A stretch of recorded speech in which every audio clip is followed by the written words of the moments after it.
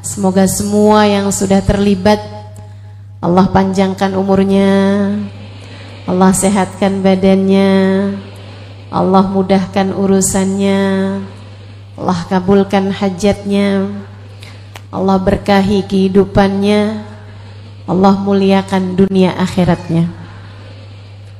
Segenap syaraif, segenap pimpinan majelis ta'lim, pimpinan pondok pesantren, segenap ustadzah yang mudah-mudahan semuanya dirahmati dan dicintai Allah SWT.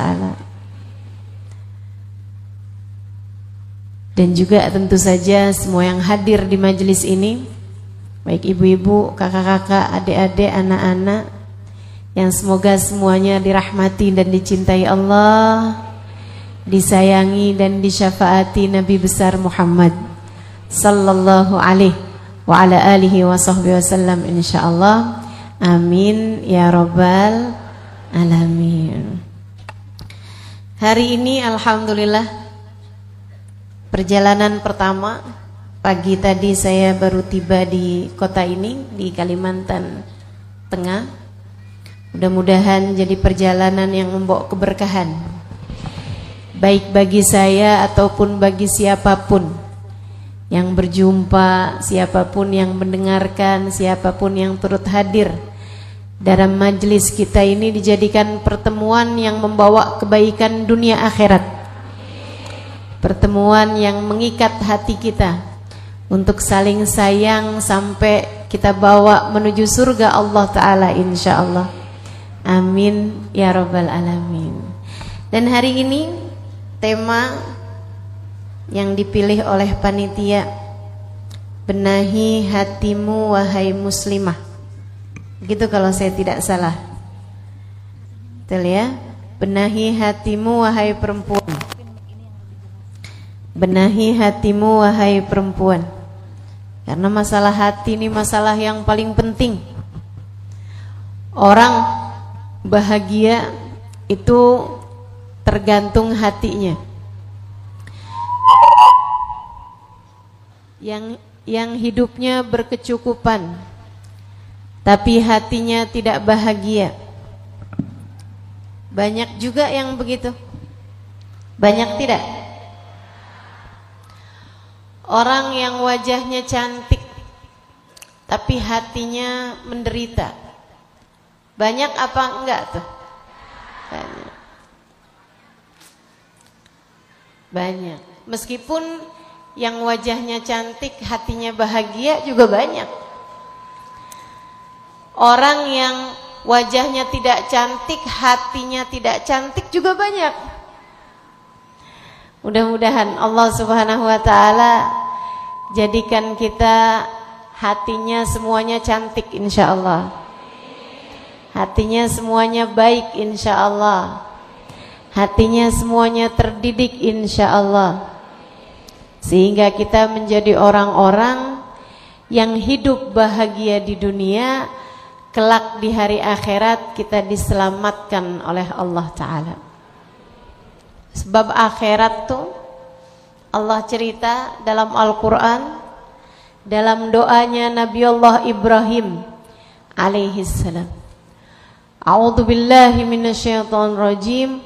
Rabbi la tukhzini yawma yub'atsun yawma la yanfa'u malun wala banun illa man atallah biqalbin salim. Illa man atallaha biqalbin salim. Kata Nabi Ibrahim, ya Allah, jangan hinakan aku di hari akhirat, di mana hamba-hambamu engkau bangkitkan. Yauma la yanfa' mal wala banun, di akhirat itu tidak bermanfaat orang bawa harta, tidak bermanfaat orang bawa anak. Ini hiburan dari Allah Subhanahu wa taala untuk hamba-hambanya yang waktu hidup di dunia hidupnya sangat terbatas ekonominya. Kamu hidup di dunia miskin enggak apa-apa. Kata Allah, di akhirat orang kaya pun enggak manfaat. Yauma la yanfa' mal, tidak bermanfaat orang yang datang dengan bawa harta yang banyak yang sudah dia sedekahkan sekalipun. Ini kalau ada orang kaya dan banyak sedekahnya, di akhirat belum tentu manfaat. Orang datang pada Allah bawa harta, belum tentu manfaat. Orang datang pada Allah bawa anak, belum tentu manfaat. Yang manfaat, yang pasti selamatnya siapa ya Allah? Man atallah biqalbin salim.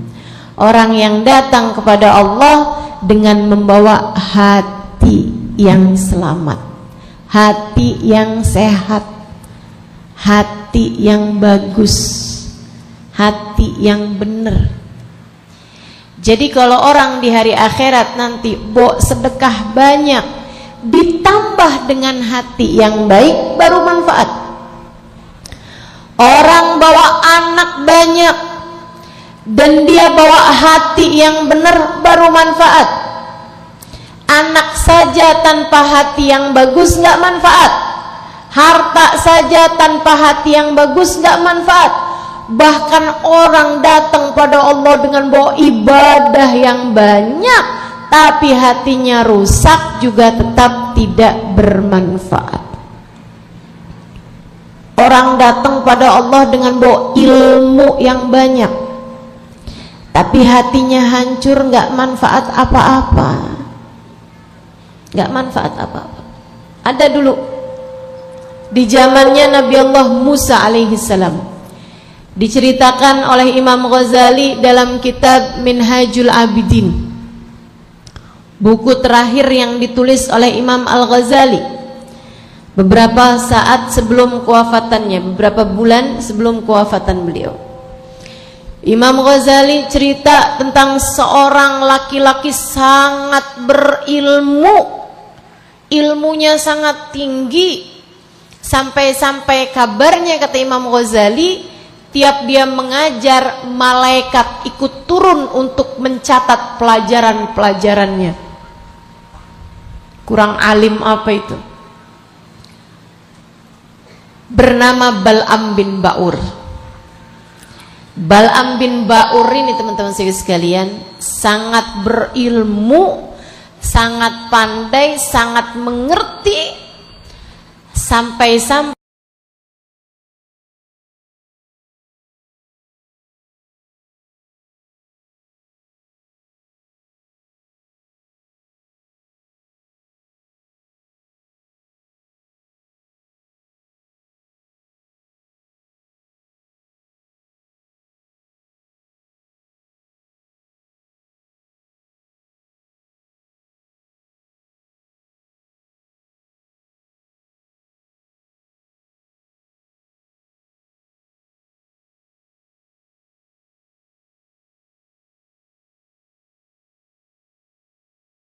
zamannya Nabi Musa, ilmu yang luar biasa. Saudara sekalian, akan tetapi hatinya rusak, hatinya nggak benar, hatinya tidak baik, hatinya penting baginya, prioritas baginya pandangan manusia padanya, citra dirinya itu yang menjadi tujuan utama, prioritas utama dengan ilmunya tersebut. Tampak ketika datangnya Nabi Musa alaihissalam. Nabi Musa satu waktu berkunjung ke daerah tersebut. Misalnya Nabi Musa dari Jakarta nih, datang ke Pangkalambun, kotanya Bal'am bin Ba'ur, misal Bal'am bin Ba'ur yang biasanya majelisnya rame, ketika datangnya Nabi Musa, murid-muridnya semua pada datang ke majelisnya Nabi Musa. Ya udah pasti Nabi Musa nabi, Bal'am kan bukan.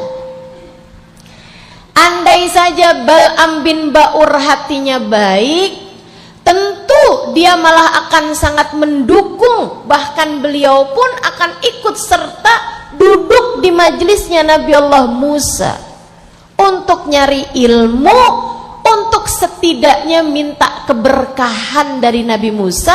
Sebab meskipun ilmunya Bal'am bin Ba'ur itu tinggi, dia bukanlah seorang nabi, yang nabi adalah Nabi Musa. Bal'am gak gitu ceritanya. Dia ngerasa gerah, dia merasa gelisah. Kenapa ya kok sekarang majelis saya sepi? Oh, karena semuanya pada hadir kepada Nabi Musa. Dia pun mulai hatinya gatel, hatinya ada kuman, ada bakterinya nih yang dia biarkan. Besoknya lagi tambah sepi, besoknya lagi dia merasa orang tidak peduli padanya, sampai datang beberapa orang-orang munafik, beberapa orang-orang yang memang menjadi perwakilan-perwakilan setan buat ngomporin hamba-hambanya. Ini sering terjadi nih, sering terjadi. Mengadu domba satu sama lain, sama-sama orang soleh diadu domba. Tapi kalau Nabi Musa tentu saja tidak akan mampu sesiapapun menggoda Nabi Musa, karena Nabi Musa seorang nabinya Allah SWT. Bal'am gak gitu. Bal'am disamperin orang-orang munafik, kemudian mereka bilang, Syekh, bentar lagi nih Syekh, kamu akan jalan di jalan-jalanan kota ini, nggak ada siapapun yang peduli kepadamu. Semua orang hanya akan peduli kepada Nabi Musa, dan mereka semua akan meninggalkanmu. Bal'am pun kemudian dia merasa dirinya terzolimi, dia merasa dirinya tersakiti dengan kedatangannya Nabi Musa. Lihatin tuh hati kalau nggak bagus kayak begitu, mudah merasa terancam. Wah, kalau ustadzah ini dihormatin, nanti saya nggak lagi dihormati. Wah, kalau si ibu itu dihormatin orang lain, nanti saya tidak lagi dihormati orang. Wah, kalau anaknya dia dilamar kemudian jadi nikah, sementara anak saya nggak nikah-nikah, saya akan turun image saya di tengah masyarakat. Nanti saya dikatain sebagai ibunya perawan tua.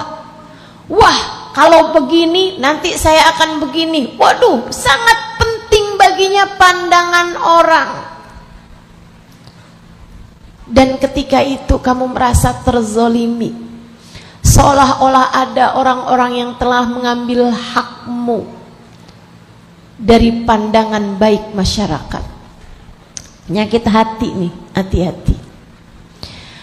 Sampai membuat Bal'am sholat malam. Seperti mana biasanya, dia memang biasa sholat malam.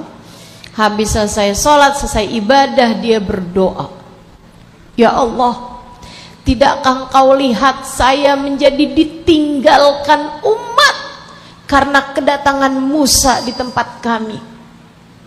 Ya Allah, tidakkah Engkau lihat saya menjadi tidak berarti di tengah masyarakat, padahal saya membawa ilmu-Mu ya Allah, padahal saya membawa dakwah menuju-Mu ya Allah, padahal saya membawa jalan menuju surga. Gara-gara Musa ya Allah, saya menjadi ditinggalkan oleh umat saya. Ya Allah, hancurkanlah Musa. Hati kalau tidak terdidik, kita harus benar-benar minta kepada Allah. Semoga Allah mendidik hati kita, teman-teman. Biar hati kita pada jadi baik. Hati yang baik tahu harus merasa bagaimana dalam keadaan apapun. Kita meminta kepada Allah Subhanahu wa taala pandangan kasih sayang Allah SWT kepada hati kita, sehingga mudah-mudahan hati kita menjadi terbenahi insyaallah. Allah pandang hati kita, menurunkan rahmat, hidayah, inayah, iman, takwa, sehingga kita berjalan di atas muka bumi dengan membawa hati yang selamat. Datang kematian, kita pulang menuju Allah dengan berbekal hati yang selamat. Di hari akhirat nanti, menuju akhirat, Allah pun menyelamatkan kita, memasukkan kita ke dalam surganya, karena kita adalah hambanya yang memiliki hati yang selamat. Amin ya rabbal alamin. Bal'am doa, ya Allah hancurkanlah Musa, hancurkanlah Musa. Bu, bukannya Allah menghancurkan Nabi Musa, tentu saja Nabi Musa nabinya Allah, Nabi Musa utusan Allah. Nabi Musa adalah penyampai wahyu Allah kepada umat. Didoakan hancur, ya doanya akan berbalik kepada si pendoa itu sendiri, sehingga Allah pun kemudian menghancurkan Bal'am. Dihancurkannya kayak gimana? Allah cabut iman dari dalam hatinya. Bal'am menjadi orang ateis pertama di atas muka bumi ini yang mengatakan bahwa alam semesta ini tidak ada Tuhannya. Allah perumpamakan Bal'am. Di dalam Al-Quran Allah sebutkan, a'udzubillahi minasyaitonirrajim, famathaluhu kamathalil kalbi in tahmil alaihi yalhath aw tatrukhu yalhath. Perumpamaan Bal'am bin Ba'ur seperti anjing, seperti anjing. Intahmil alaihi yalhath aw tatrukhu yalhath. Kalau kamu bawa, dia menggonggong. Kamu tinggalkan, dia menggonggong. Ibu-ibu saudaraku sekalian, teman-teman semuanya, saya ketika baca ayat ini dan tahu ayat ini Allah turunkan kepada Bal'am bin Ba'ur, seorang yang berilmu sangat tinggi, seorang ulama pada zamannya, yang seperti saya sampaikan tadi, kalau beliau mengajar, malaikat sampai turun untuk ikut serta mencatat pelajaran-pelajarannya. Allah ketika murka kepadanya disebabkan hatinya yang jahat, hatinya yang tidak baik, Allah serupakan dia setara anjing. Bu, Kak, Dek, dianjing-anjingkan oleh orang aja kita nggak terima. Bagaimana kalau bahkan Allah yang menganjing-anjingkan Bal'am bin Ba'ur? Padahal dia berilmu, tapi hati yang tidak terjaga, hati yang tidak baik adalah pertanda seseorang dimurka oleh Allah Subhanahu wa taala. Na'udzubillah min dzalik. Makanya penting bagi kita, buat kita bisa jaga hati, buat kita minta kepada Allah dikaruniai hati yang baik. Minta sama Allah, ya Allah, anugerahkanlah kepada saya dalam kehidupan hati yang baik ya Allah, hati yang selamat ya Allah.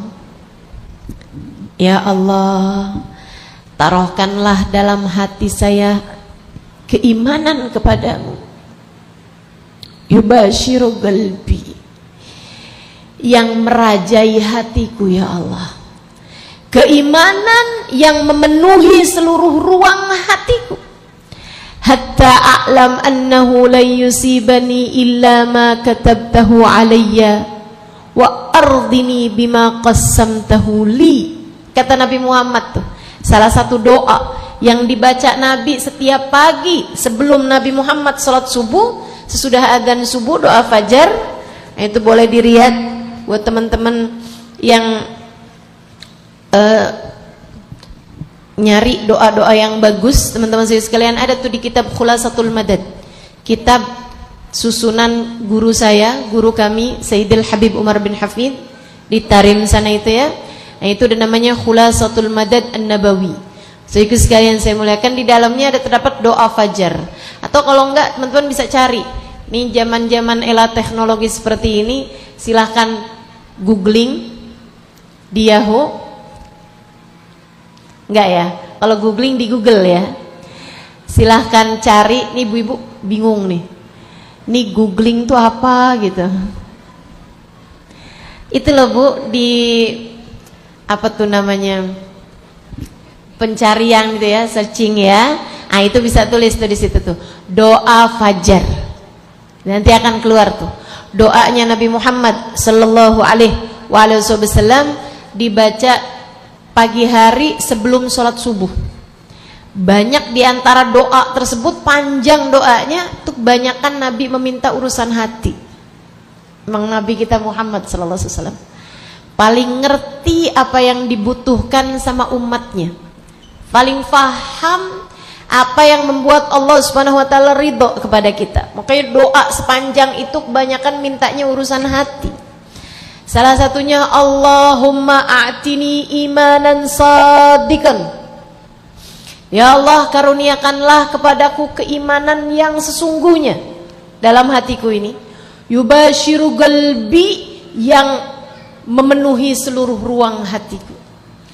Hatta alam annahu la yusibani illa ma katabtahu alayya, sampai saya ngerti ya Allah, apapun yang kau tetapkan dalam kehidupan adalah hal terbaik yang kau berikan dalam kehidupanku ini.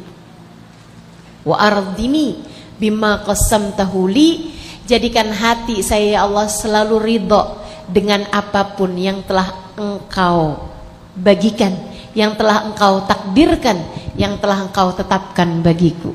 Masya Allah. Hati, teman-teman sekalian, paling penting. Hal terpenting dalam hidupmu ini bukan mata, bukan telinga, bukan lisan, bukan ilmu, bukan ibadah, melainkan hati.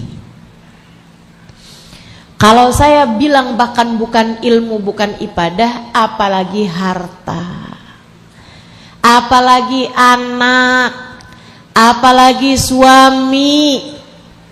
Ibu-ibu sekalian saya muliakan, artinya bahwa andai kamu dalam hidup gak pernah punya suami sekalipun, gak apa-apa, kamu mungkin buat selamat, kamu mungkin buat bahagia di dunia maupun di akhirat nanti.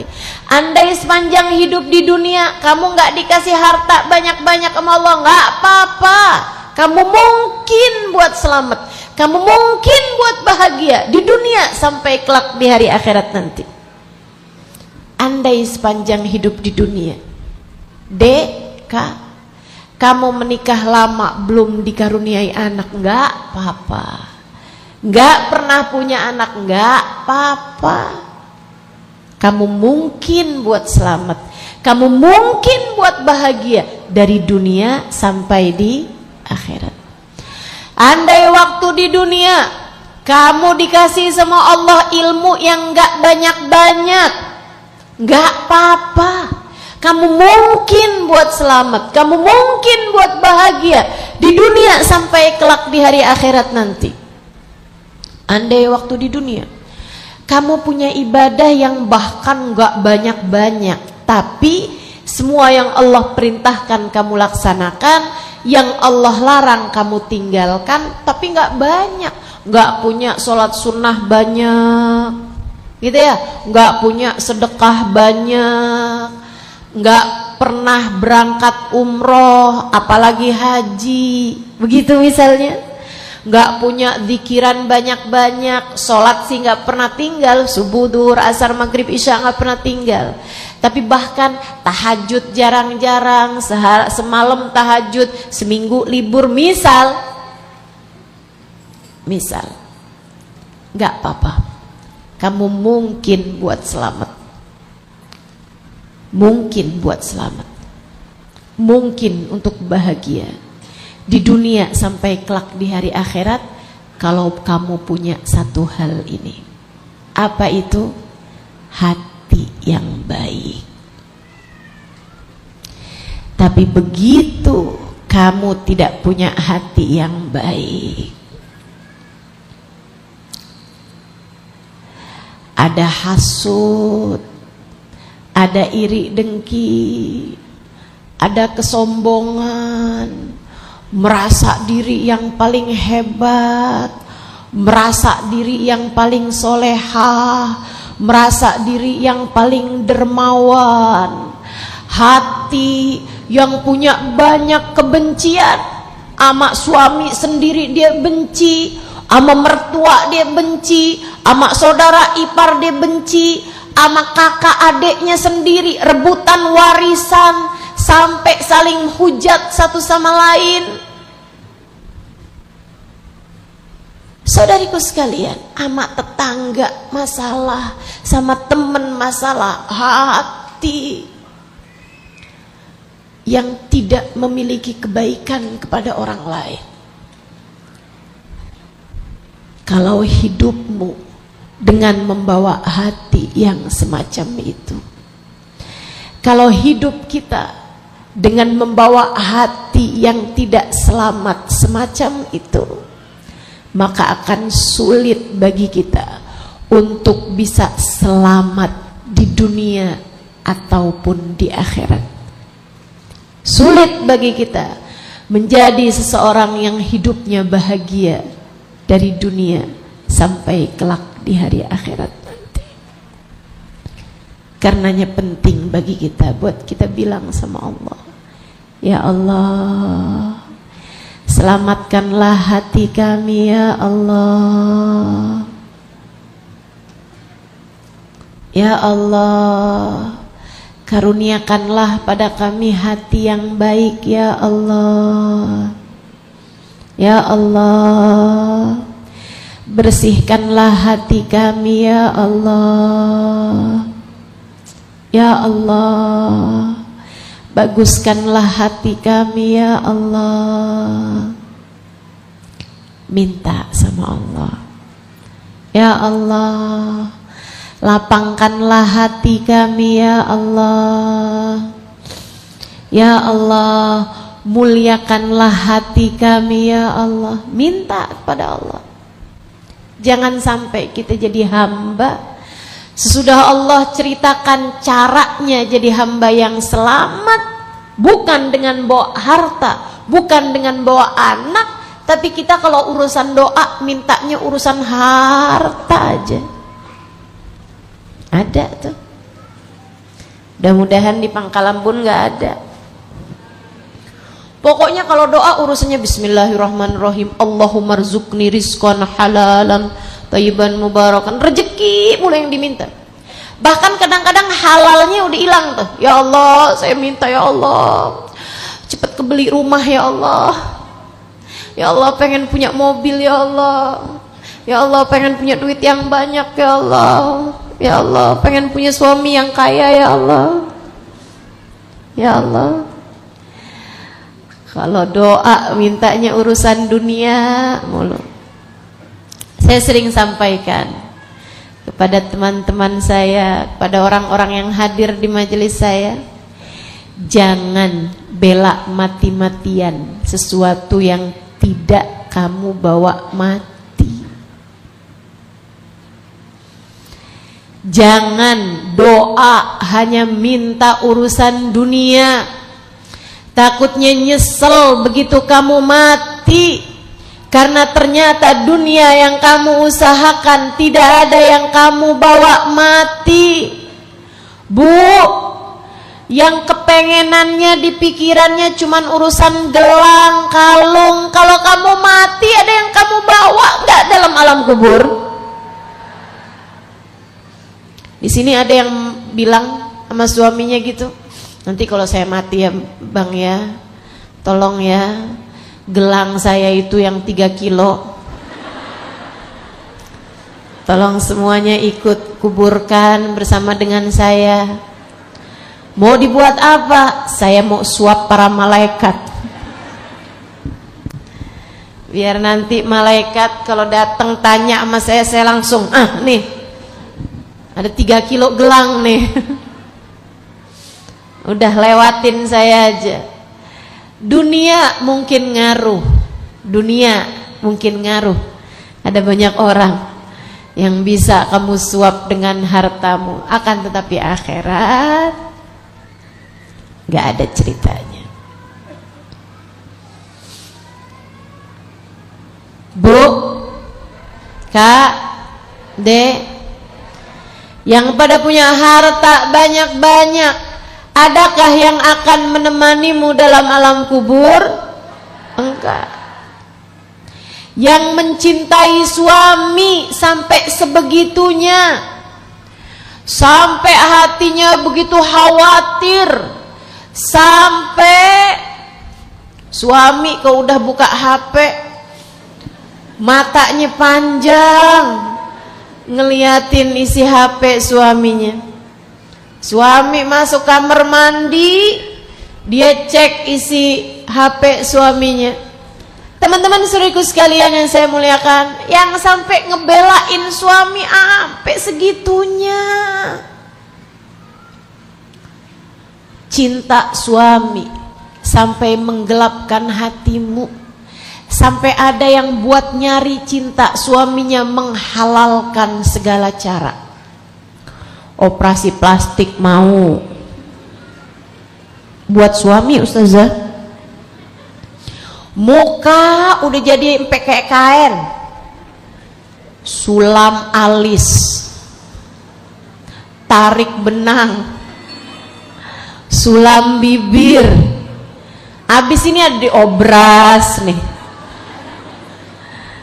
ada di apa lagi nih. Itu muka bukan kain, teman-teman saudaraku sekalian. Jangan sampai cintamu kepada suamimu sampai membuatmu menghalalkan segala cara demi untuk mendapatkan cintanya. Secinta apapun kamu terhadap suamimu, bahkan secinta apapun suamimu terhadap dirimu, begitu kamu mati dia gak bakalan menemanimu masuk dalam alam kubur. Betul?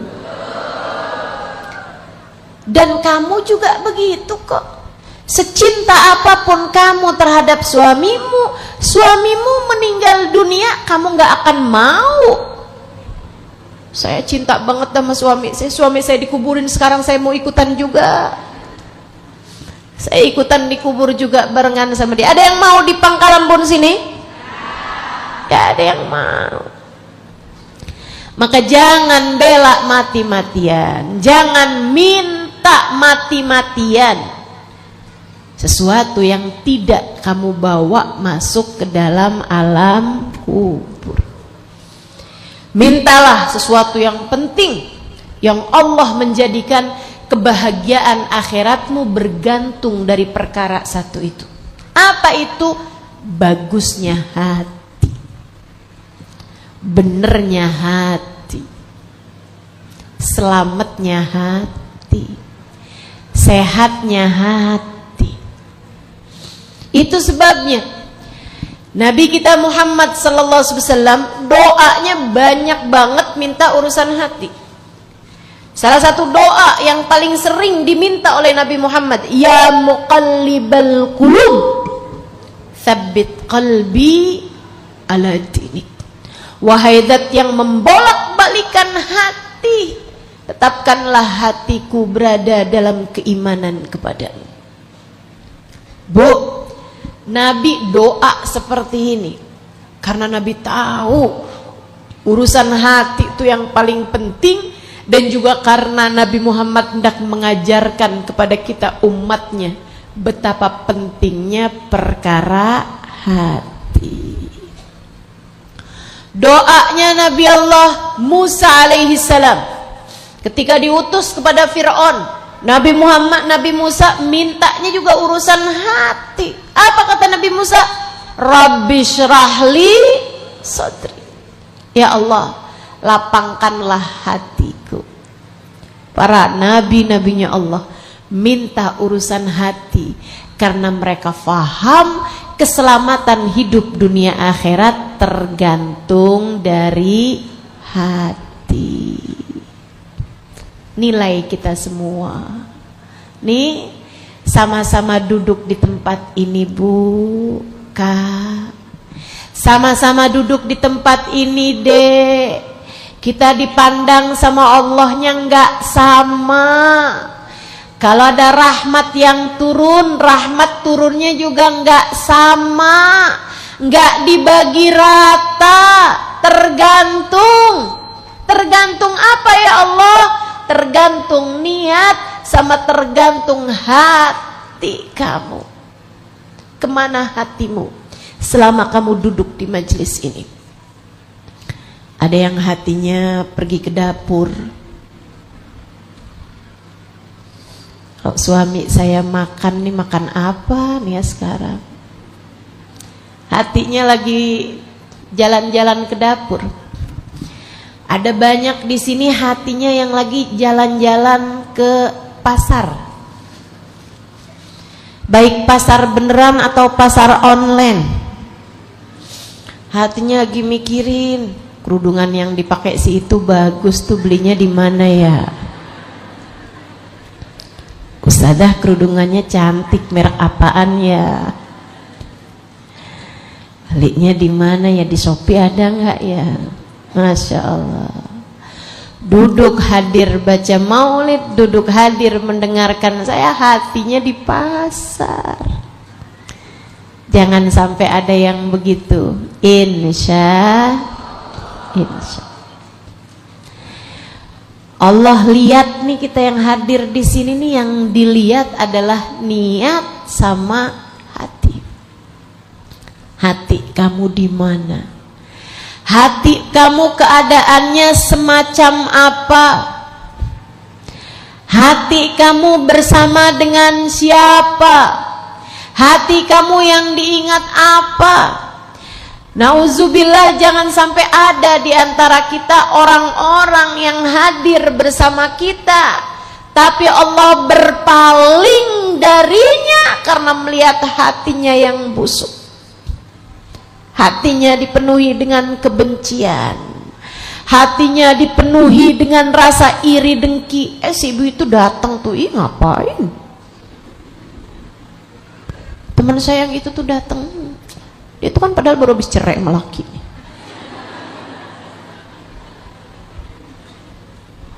Hati-hati, hati-hati sama urusan hati.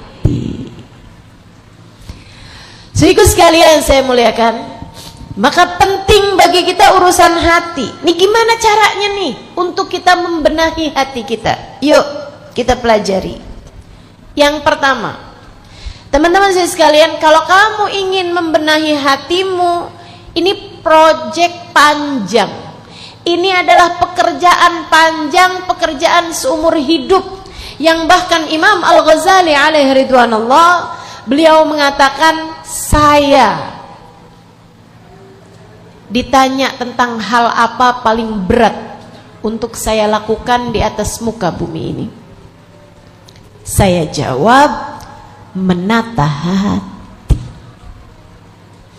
Hal paling berat untuk saya lakukan, kata Imam Al-Ghazali, adalah menata hati, agar tak cinta kecuali karena Allah, agar tak bangga kecuali karena Allah, agar tak benci kecuali karena Allah, agar tidak memiliki rasa apapun kecuali yang diridhoi oleh Allah. Makanya sesuatu hal yang berat banget buat kita lakukan. Proyeknya panjang, akan tetapi kita terus lakukan insya Allah. Pengen benahi hati wahai perempuan, pengen benahi hati wahai muslimah, nomor satu yang harus kamu lakukan adalah bersihin dulu tuh hatinya. Bersihin, angkat yang jelek-jelek dalam hati, angkat. Apa aja yang jelek-jelek yang ada dalam hati? Nomor satu, kesombongan. Nomor satu, kesombongan. Apa tuh sombong? Batarul haq wa ghamtun nas. Ketika Nabi Muhammad menyebutkan la yadkhulul jannah man kana fi qalbihi mithqala dzarratin min kibr, tidak akan masuk surga seseorang yang di hatinya punya setitik debu kesombongan. Para sahabat langsung takut semua. Mereka bilang, wahai Rasul, saya senang pakai baju bagus, saya senang punya barang-barang bagus, saya senang naik kuda yang bagus ya Rasulullah. Kalau sekarang ibaratnya gitu ya, saya senang punya rumah bagus Rasul, saya senang punya kendaraan, punya mobil bagus, saya suka pakai barang-barang bagus, pakai baju bagus. Berarti saya nggak akan masuk surga Rasulullah? Bukan, kata Nabi. Sombong tuh bukan itu. Sombong bukan apa yang kamu pakai, bukan apa yang kamu makan, bukan apa yang kamu tinggali. Bukan. Sombong ada pada rasa hati. Batarul haq, kata Nabi, menolak kebenaran. Ada ustadzah di Jakarta datang. Oh, udah tua? Enggak sih, masih muda orangnya. Kalau masih muda tuh ilmunya masih cetek lah. Kayak apaan ustazahnya? Ya kayak gitulah. B aja kali. Batarul haq, nolak kebenaran. Kan begitu. Yang baik-baik bisa diambil, ambil. Teman-teman sekalian saya muliakan, kalau ada orang nih, dia hafizah misalnya, hafal Quran, kamu nggak bisa baca Quran, atau ada orang yang bisa ngajarin Quran, kamu nggak bisa baca Quran, kamu mampu, kamu minta sama dia untuk belajar, jangan malu, takutnya dianggap sebagai kesombongan. Kamu nggak ngerti baca Quran, ada yang bisa ngajarin kamu Quran, tapi karena yang ngajarin orang lebih muda darimu, yang ngajarin ini orangnya kamu nggak terlalu suka, kamu akhirnya nggak mau belajar. Nah itu takutnya termasuk dari menolak kesombongan. Menolak kebenaran termasuk bagian dari kesombongan. Batarul haq wa ghamtun nas, meremehkan orang lain, itu sombong tuh. Saya lebih baik dari dia. Ucapan ini nih teman-teman, ucapan ini adalah ucapan kalimat maksiat, dosa pertama yang Allah dibuat maksiat. Ucapannya iblis ketika disuruh untuk sujud kepada Nabi Adam. Wa idh qulna lil malaikati isjudu li Adam. Ketika Allah memerintahkan kepada segenap malaikat, wahai malaikat, sujudlah kalian kepada Nabi Adam. Fasajadu illa iblis, sujud semuanya kecuali iblis, petantang petenteng nggak mau sujud. Allah nanya, ma mana'aka an tasjuda id amartuk, iblis, kenapa kamu nggak mau sujud padahal aku yang memerintahkan kepadamu? Iblis nggak bilang, males ya Allah, kaki saya lagi sakit nih, nggak gitu. Kalau itu masalahnya, urusannya hanya maksiat badan. Teman-teman, maksiatnya badan masih jauh lebih mending daripada maksiatnya hati. Masalahnya iblis bermaksiat kepada Allah, berbuat dosa, melanggar aturan Allah untuk sujud, alasannya karena perkara hati. Apa? Wahai iblis, kenapa kamu gak mau sujud? Ana khairun minhu, saya lebih bagus daripada iblis. Saya lebih bagus daripada Adam, saya lebih baik daripada Adam. Kenapa saya harus sujud kepadanya? Ana khairun minhu, saya lebih baik daripada dia. Khalaqtani min nar wa khalaqtahu min tin. Kau ciptakan aku dari api, sementara kau cipta dia dari tanah. Api lebih manfaat daripada tanah, saya lebih baik daripada dia ya Allah. Ini sama kayak orang, saya lebih baik daripada dia. Saya anaknya kiai ini, saya anaknya syekh ini, saya anaknya ulama ini, saya keturunannya ini. Teman-teman saudaraku sekalian yang saya muliakan, persis kayak ucapannya iblis. Kalau kamu merasa dirimu lebih baik daripada seseorang karena nasabmu, karena kamu tercipta sebagai anaknya siapa, kamu 11-12 sama si iblis. Jangan biarkan kesombongan menghancurkanmu. Hilangkanlah rasa saya lebih baik darinya. Bahkan melihat pelaku maksiat sekalipun, kamu kalau lihat orang bajunya terbuka-terbuka, kamu bisa sampaikan pada dirimu, dalam urusan menutup aurat saya lebih baik daripada dia. Akan tetapi dalam urusan yang lain belum tentu. Bisa jadi dia adalah seorang istri yang solehah kepada suaminya. Bisa jadi dia adalah seorang anak yang berbakti kepada ibunya. Bisa jadi dia adalah seorang yang menanggung nafkah anak-anak yatim.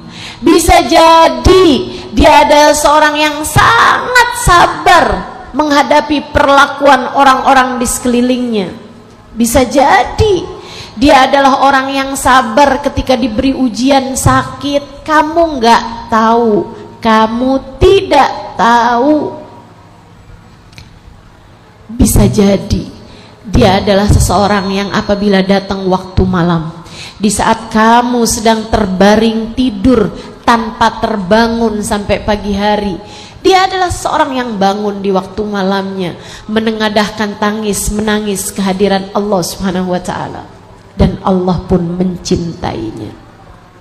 Hanya urusan selembar kain dan kamu merasa kamu lebih baik daripada dia, teman-teman saudaraku sekalian, belum tentu. Belum tentu.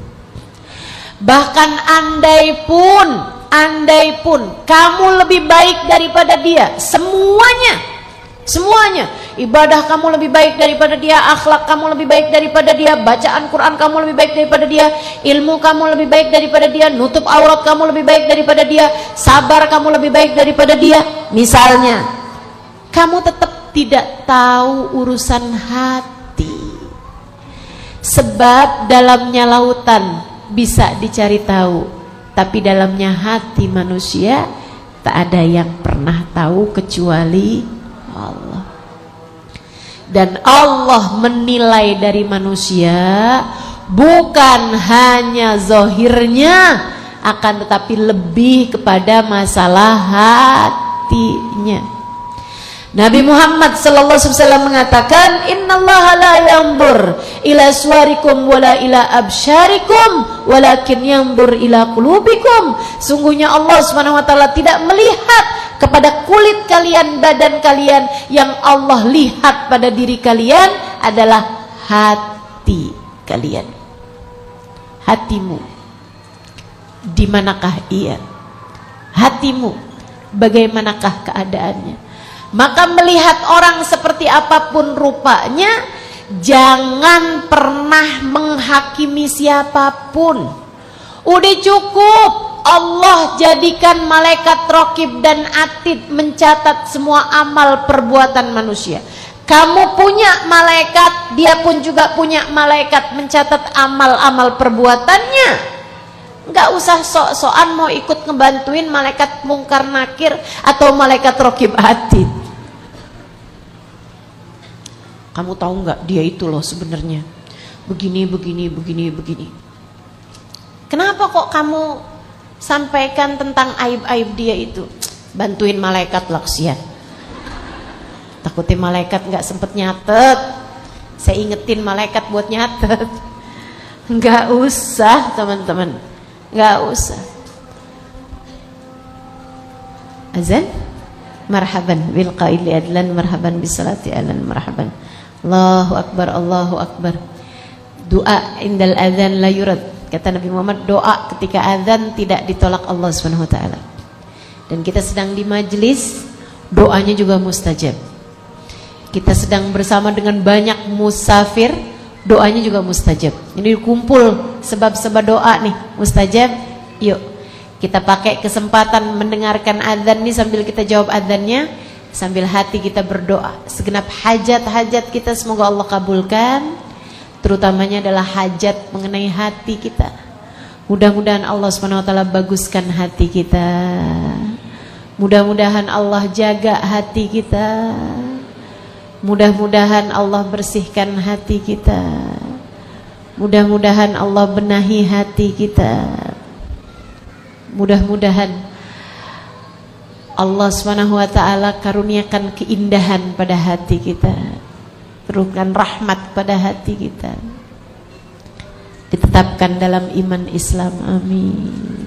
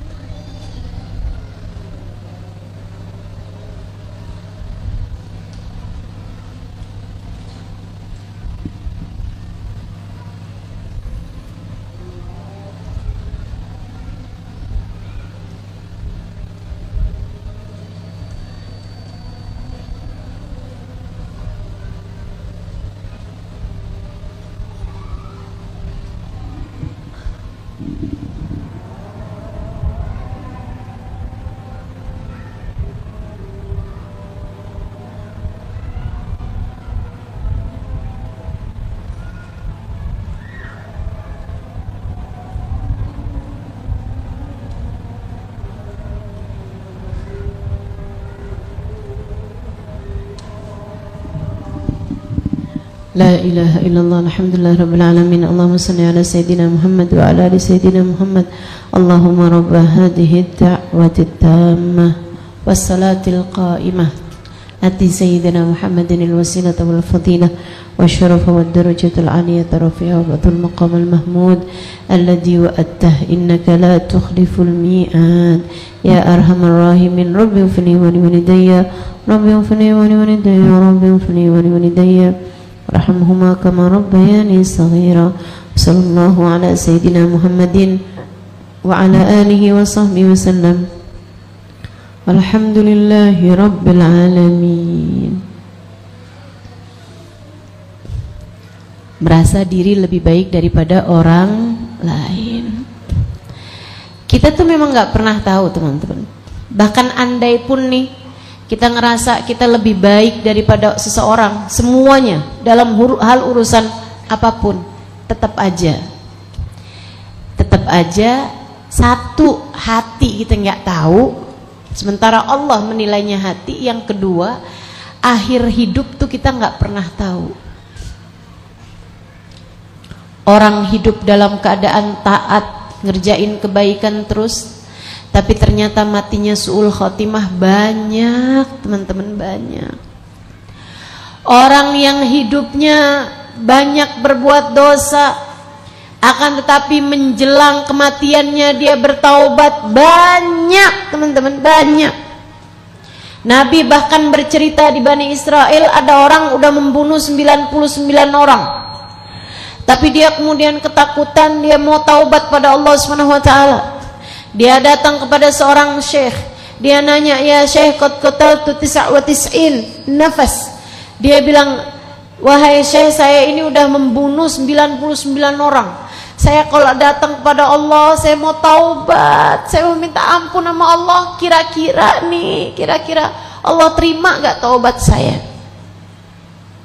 Dia datang pada Allah bawa hati. Syekhnya kemudian buka kitab. Bunuh satu orang aja dosanya gedenya luar biasa. Bunuh satu orang aja neraka. Ini udah bunuh 99 orang. Waduh, nerakanya kayak gimana nih? Dibilang, "Maaf Pak, Bapak nggak ada mungkin jalan buat taubat." "Oh gitu Syekh, ya ampun Syekh." Dibuka pedangnya, dibunuh sekalian tuh Syekh.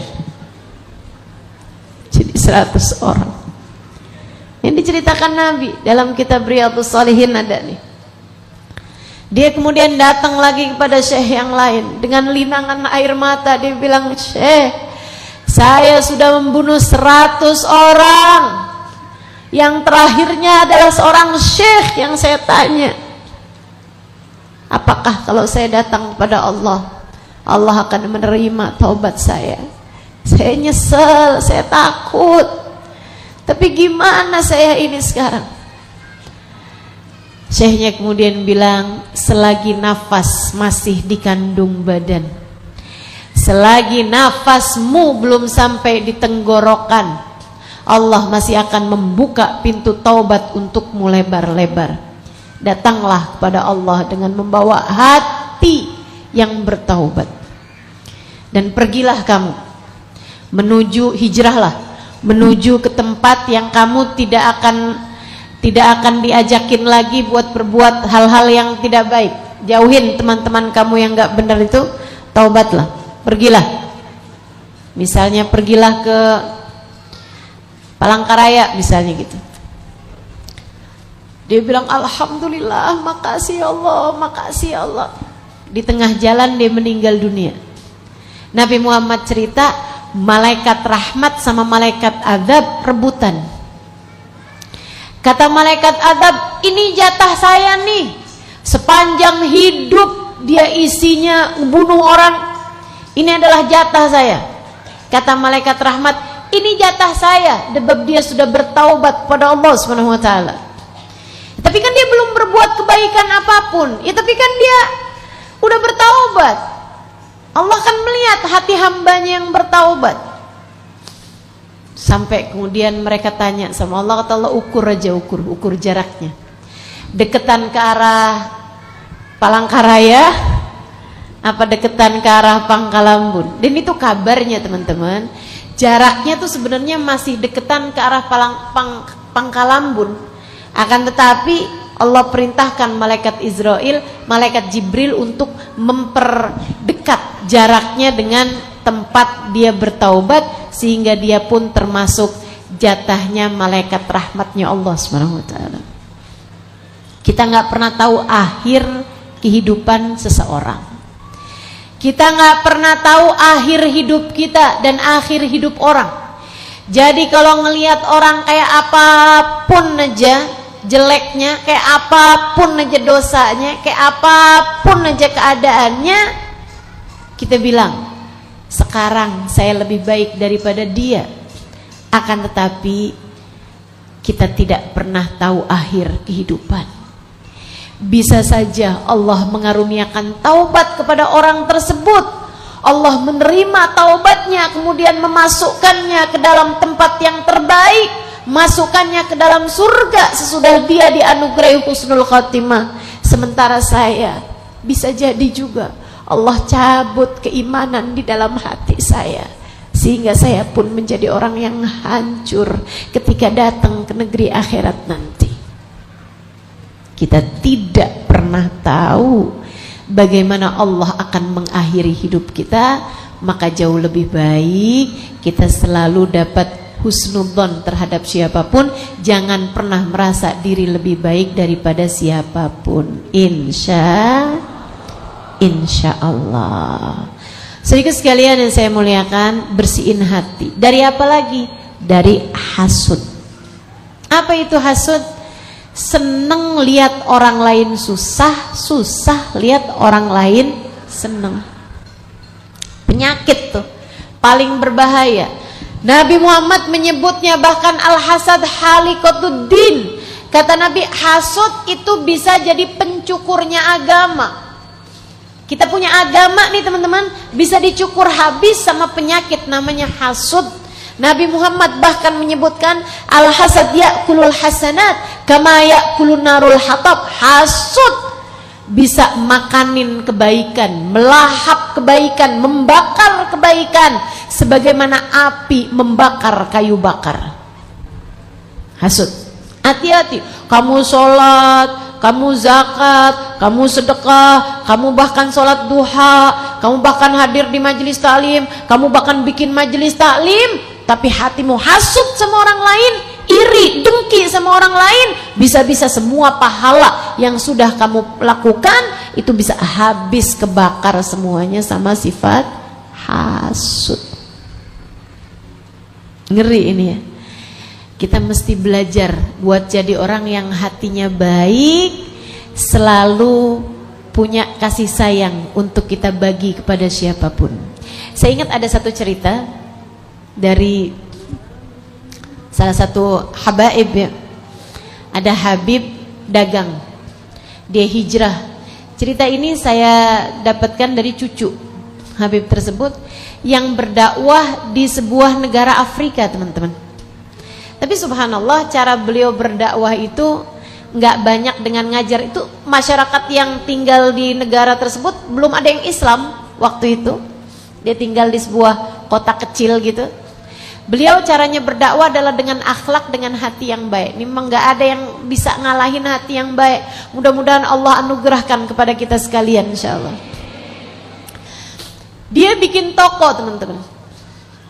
Orangnya sangat baik hati. Kalau ada tetangga sakit dijengukin, bukan Islam.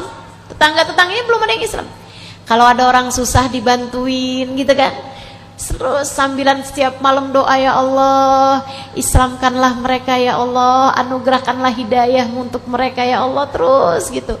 Selamatkan mereka semua ya Allah, kesian kalau sampai nggak selamat di akhirat ya Allah, terus gitu. Dengan linangan air mata dia doain tetangganya, dia doain orang di kampungnya. Dia bikin toko emas, teman-teman, bikin toko emas, jualan toko emas itu laku, banyak banget pembelinya, orang seneng beli sama dia, orangnya baik gitu, nggak pernah dibohongin, bagus semuanya gitu ya. Akhirnya ada tetangga sebelahnya, jadi sekalian, buka juga toko emas. Nih, coba nih liatin. Hati kalau baik tuh bisa sampai begitu. Satu hari ini masak-masaknya lagi sepi pembeli gitu. Kan orang jualan apaan juga suka ada masaknya rame, ada masaknya sepi gitu ya. Ini lagi masa-masanya sepi nih. Tapi dia dari pagi tuh udah ada beberapa orang beli emas sama dia, beli perhiasan. Sore-sore hari ada satu orang datang milih-milih emas tempat dia ini. Akhirnya udah ketemu satu, dibilang gitu, saya mau beli dong kalung yang itu misalnya. Yang mana Pak? Yang suka? Yang ini, model ini nih Pak. Iya. Maaf Pak, maaf, Bapak bisa lihat di toko sebelah, kayaknya model yang ini juga ada. Kenapa gitu? Bapak belinya sama toko sebelah aja. Kenapa begitu? Sebab saya nih Pak, dari tadi pagi sampai sekarang alhamdulillah sudah dapat beberapa orang pembeli, sementara toko sebelah belum ada yang beli. Bapak silahkan datang ke sebelah untuk beli dari toko sebelah Bapak. Ada yang bisa begitu di sini?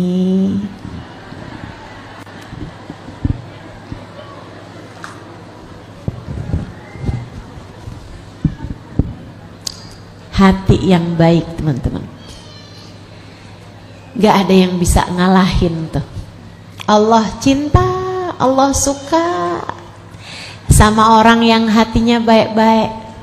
Semoga Allah anugerahkan kepada kita insyaallah hati yang tidak punya kebencian terhadap siapapun, hati yang tidak punya iri dengki terhadap siapapun, hati yang akan ikut senang bersama senangnya orang lain, hati yang ikut sedih bersama dengan kesedihan orang lain, hati yang penuh rahmat, penuh kasih sayang terhadap siapapun.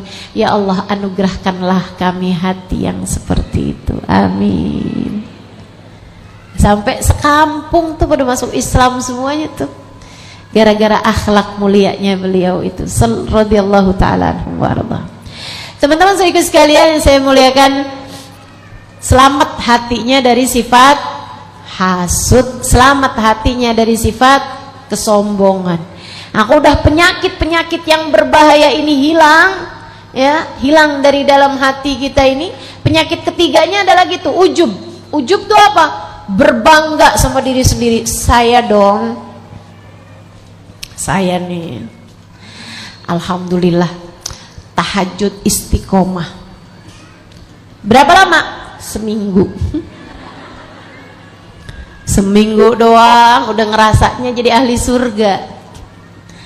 Ibu-ibu sekalian, bangga aja sama diri sendiri gitu, ngerasa diri yang paling hebat, ngerasa diri paling penyakit tuh penyakit. Mudah-mudahan Allah selamatkan kita semua dari hal-hal yang seperti ini insyaallah, amin. Saudara sekalian saya muliakan, kalau udah kita selamatkan hati kita dari hal-hal penyakit-penyakit berbahaya semacam itu, kita sekarang perlu bersihkan hati kita dengan taubatan nasuha. Bersihin hatinya dari penyakit ini, kita keluarin gitu ya. Sama aja kayak kita mau benahin rumah nih. Ada rumah jelek kita beli gitu ya. Kita mau tinggalin rumah ini biar bagus, gimana caranya? Begitu kita masuk ada kecoa, ada tikus, ada ular gitu kan. Masa kita mau tinggal di rumah kayak begitu? Nah, yang pertama kita apain? Kita keluarin dulu nih penyakit-penyakitnya nih. Kita keluarin nih binatang-binatang berbahaya yang ada di dalam rumah tersebut. Udah kita pastiin semuanya, kita taruhin anti serangga apa semuanya udah bagus, kita tutupin jalur-jalur masuknya. Nah, teman-teman saya sekalian, sekarang perlu kita bersihin. Bersihin dengan apa? Dengan taubat. Karena yang ngotorin hati ini, sampah-sampahnya hati adalah dosa. Idza adnabal abad nakat fi qalbihi nuqta sauda. Apabila seorang mengerjakan dosa, tertolehlah satu titik hitam di dalam hatinya. Kalau dia bertaubat, kalau dia mohon ampun kepada Allah, Allah pun akan bersihkan hatinya tersebut. Kalau tidak, titik-titik hitam tersebut akan menggelapkan hati sampai bisa jadi hatinya mati. Apa cirinya hati mati? Teman-teman sekalian, tidak mudah menerima nasihat. Ini ilmu bukan untuk kamu menilai orang lain, tapi ilmu ini adalah untuk kita menilai diri kita sendiri. Adakah hati saya sudah mati? Adakah hati saya sedang sakarat? Ataukah hati saya sudah menjadi hati yang baik? Teman-teman saya sekalian, kita lihat aja. Kalau dengerin nasihat, kalau dengerin ceramah, kalau dengerin kajian, kamu suka melihat orang lain atau kamu melihat diri kamu sendiri? Kok saya suka lihat orang lain ya, disebutin sifat sombong, iya tuh orang itu tuh kayak gitu tuh. Disebutin tentang iri dengki, tuh si itu tuh orangnya suka iri dengki tuh sama orang lain tuh. Saya malah alhamdulillah enggak. Disebutkan tentang urusan dosa gitu kan, yang dikembalikan kepada orang lain. Ya, emang orang-orang tuh pada banyak banget ngerjain dosa, saya mah ahli taat, ahli ibadah. Masya Allah. Sulit hatinya untuk menunduk, sulit hatinya untuk merunduk, sulit hatinya untuk bersujud, hanya kepada Allah Subhanahu wa taala. Nih hati yang seperti ini pertanda hatinya sudah mulai mati. Kalau urusan dunia tertarik sekali. Kalau udah urusannya membahas urusan dunia, kayaknya kepengen banget gitu. Kayaknya gimana nih caranya nih biar dapet nih, Masya Allah. Tapi kalau urusan agama, urusan kebaikan hati, urusan amal soleh, urusan dakwah, apaan sih? Pertanda hati mulai mati. Makanya ketika saya melihat ibu-ibu, kakak-kakak, adik-adik datang ke majelis seperti ini, saya yakin kalian adalah orang-orang yang insya Allah dikehendaki baik oleh Allah Subhanahu wa taala.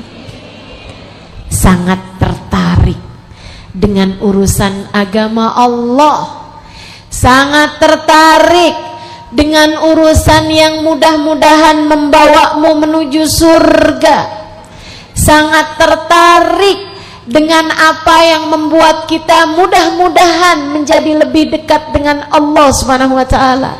Semoga Allah memandang hati kita semuanya dengan pandangan kasih sayangnya, dan kemudian menurunkan rahmat ampunan, membersihkan dosa-dosa yang telah melekat di dalam hati kita. Amin ya rabbal alamin. Perlu kita bersihkan dengan taubat. Apa tuh taubat? At-taubatu an-nadam. Taubat itu adalah penyesalan. Nyesel, ya Allah kok saya gitu ya. Iya tuh dulu tuh saya gitu tuh. Ya Allah, saya kok orangnya kayak gitu ya. Sholat suka kadang terlambat, ya Allah ampuni ya Allah, ampuni ya Allah. Mata yang tidak terjaga, telinga yang tidak terjaga, lisan yang tidak terjaga. Teman-teman saudaraku sekalian yang saya muliakan, kita perempuan nih paling masalah nih urusan sama lisan, Bu. Lisan mah hati nih. Kita nih perempuan nih paling banyak masuk neraka gara-gara kesalahan dua hal itu. Apa itu? Lisan mah hati. Kata Nabi Muhammad, li'annahunna yakthurnal la'nah wa yakfurnal ashirah. Ketika ditanya, Rasul, kenapa perempuan banyak yang berada dalam neraka? Sebab perempuan masuk neraka apa sih Rasulullah? Alihannahunna naqisatul aql waddin, karena perempuan kurang akalnya, kebanyakan pakai perasaan, ataukah karena perempuan kurang agamanya, kurang pahalanya karena mereka datang mens? Bukan, kata Nabi Muhammad, bukan. Sebabnya bukan itu, bukan kurang ibadah perempuan, bukan. Perempuan ibadahnya juga banyak yang bagus-bagus, banyak yang banyak-banyak ibadahnya. Perempuan akalnya juga banyak yang benar-benar, banyak yang gak bawa perasaannya. Terus kenapa Rasul? Perempuan kok banyak ada di neraka? Dua hal kata Nabi Muhammad. Li'annahunna yakturnal la'nah. Perempuan suka gak pinter jaga lisan, suka gampang marah-marah, suka gampang ngata-ngatain orang. Iya apa iya?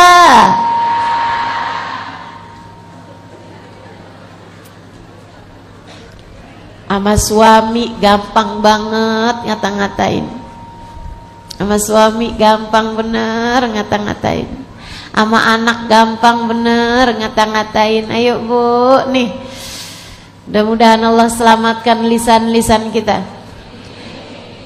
Perkara kedua, nggak pinter jaga hati. Li'annahunna yakfurnal ashirah. Mereka hatinya nggak pandai berterima kasih. Tidak pandai berterima kasih.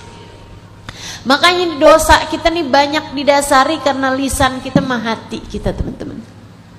Kita minta sama Allah, ya Allah, ampuni dosa semuanya ya Allah.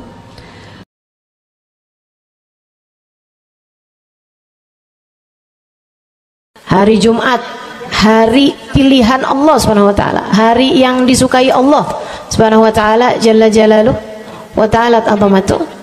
Karenanya sebagai umat Islam kita diminta secara khusus, sebagai umat Nabi Muhammad. Jumat nih hadiah Allah buat Nabi Muhammad, dilipat gandakan amal-amal ibadah. Karenanya sebagai umatnya Nabi Muhammad, hari Jumat ada amalan yang sangat baik dilakukan. Assalamualaikum warahmatullahi wabarakatuh. Alhamdulillah, wassalatu wassalamu ala Rasulillah Muhammad ibn Abdillah wa ala alihi wa sahbihi wa man wala. Subhanaka la ilma lana illa ma 'allamtana innaka antal alimul hakim. Rabbi syrah li sadri wa yassir li amri wahlul 'uqdatan min lisani yafqahu qawli, amma ba'du.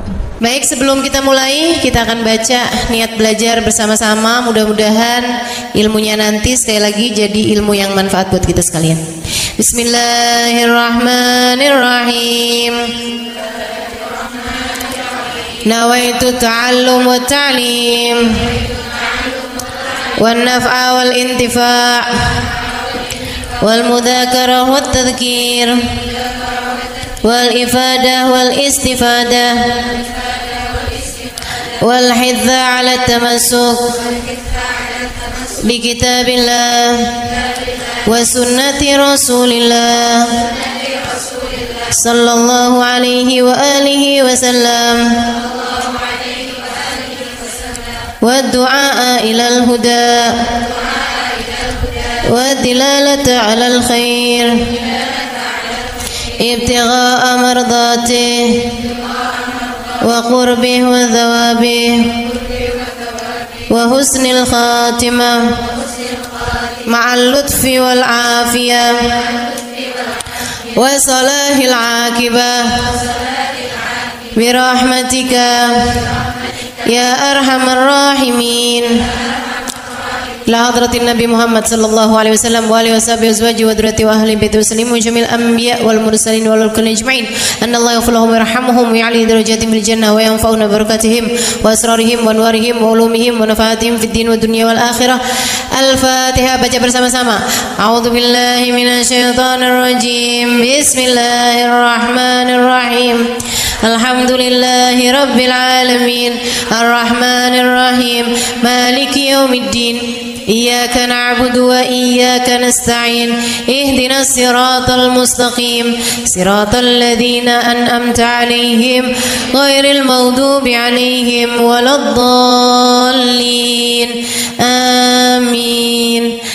Taqabbalallah minna wa minkum, taqabbal ya karim. Amalan kalau dikerjakan hari Jumat berlipat ganda 10 kali lipat. Itu kata Nabi kita Muhammad sallallahu alaihi wa ala alihi wasallam. Karenanya nih, hadir maulid di sini nih 1 kali kayak hadir maulid 10 kali. Amalan-amalan dilakukan pada hari Jumat berlipat-lipat ganda. Hari Jumat, hari pilihan Allah Subhanahu wa taala, hari yang disukai Allah Subhanahu wa taala jalla jalaluh wa ta'ala azamatu. Karenanya sebagai umat Islam kita diminta secara khusus sebagai umat Nabi Muhammad. Di Jumat nih hadiah Allah buat Nabi Muhammad. Dilipat gandakan amal-amal ibadah. Karenanya sebagai umatnya Nabi Muhammad, hari Jumat ada amalan yang sangat baik dilakukan pada malam dan hari Jumat ini. Nabi Muhammad mengatakan, "Aktsiru minas salati alayya fil lailatil gharra wal yaumil azhar." Kata Nabi, perbanyaklah bersolawat kepadaku pada malam yang benderang, bercahaya, dan juga pada siang hari yang terang benderang. Apa itu Rasul? Malam hari yang terang, siang hari yang terang. Itu malam dan siang apa? Apa yang mataharinya paling cetar membahana gitu? Atau malam purnama gitu? Atau bagaimana? Kata Nabi Muhammad, pada malam Jumat dan pada hari Jumat. Ini yang sekarang kita berada. Disunahkan, dianjurkan, direkomendasikan kita umat Islam untuk secara khusus memperbanyak bersolawat kepada Nabi besar Muhammad.